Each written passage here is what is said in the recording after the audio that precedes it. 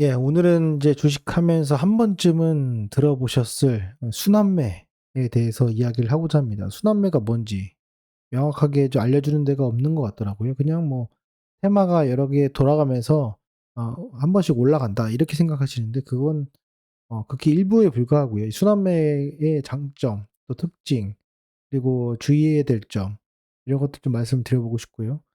한마디로 좀 요약해서 말씀드려보면은 부동산에서 이제 풍선 효과라는 게 있죠. 그래서 한쪽이 꺼지면은 한쪽이 올라가고 한쪽이 또 꺼지면은 반대쪽이 올라가고 그걸 이제 풍선 효과라고 하는데 마찬가지로 이 주식시장에 또 이제 그 순환매가 있습니다. 순환매는 왜 생기냐라고 말씀드려보면 보시는 것처럼 이제 주식 시장에서 이제 주가 지수가 이렇게 올라갑니다.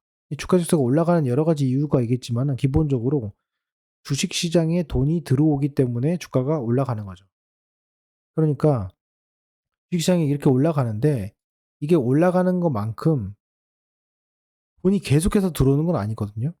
예, 계속해서 돈이 들어오는 건 아닙니다. 즉, 올라간 만큼 들어오긴 하지만 어느 순간 들어옴에도 불구하고 올라가지 않는 그런 시점이 있습니다. 그래서 그런 시점이 보통 순환매라고 하면은 이제 여기 올라가기 시작하는 요 시점 또는 이 횡보하는 시점, 요런 시점에서 보통 많이 생깁니다.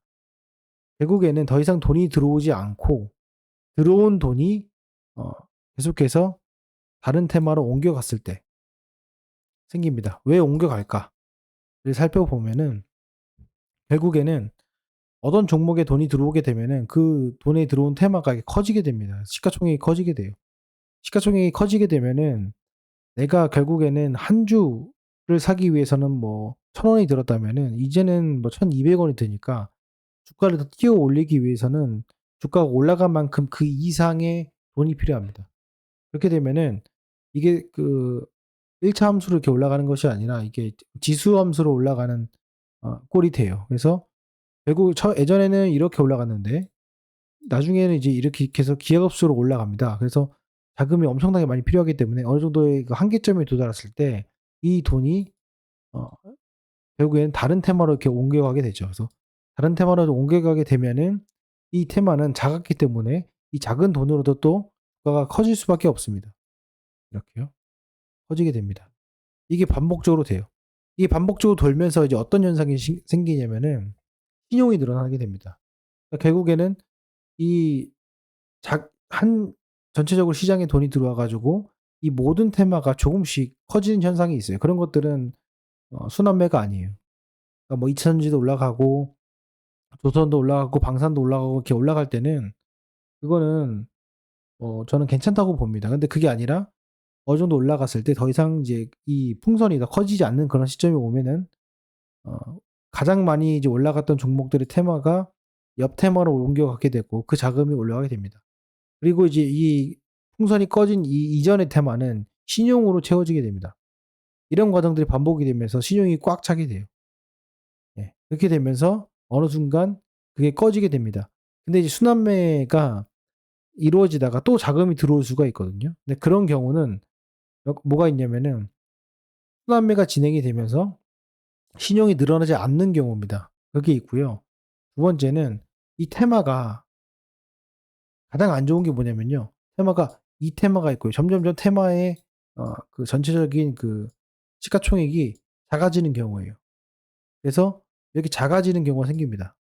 그렇게 되면은 결국엔 여기 있던 시장에 돈이 들어왔다가 일로 갔는데 그 돈이 어느 정도 시장을 키워주고 또 가서 시장을 키워주고 또 가서 시장을 키워주고 되는데 계속해서 일로 갈수록 돈이 빠져나가는 형국이 되면은 테마가 여기서 다시 일로 못 갑니다. 예, 다시 일로 못 가요.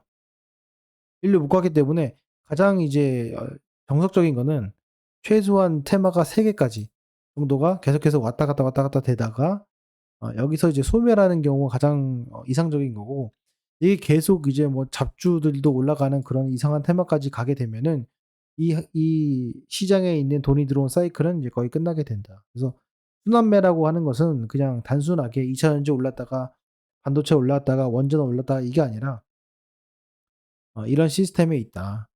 저는 제가 생각했을 땐 지금은 어 어느 정도 '마무리 구간에 되고 있는 그 순환매의 마지막 구간이 되지 않나.'라는 생각을 해 봅니다. 그래서 이걸 좀 준비를 했고 순환매가 포착이 되면은 가장 쉽게 알 수 있는 것이 예를 들어서 주가 지수가 만약에 이 2%가 올랐습니다. 코스피 2% 올랐어요. 코스피 200이.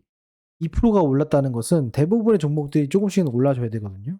그런데 한쪽만 오르고 한쪽은 아예 안 오르는 이런 현상들이 생깁니다.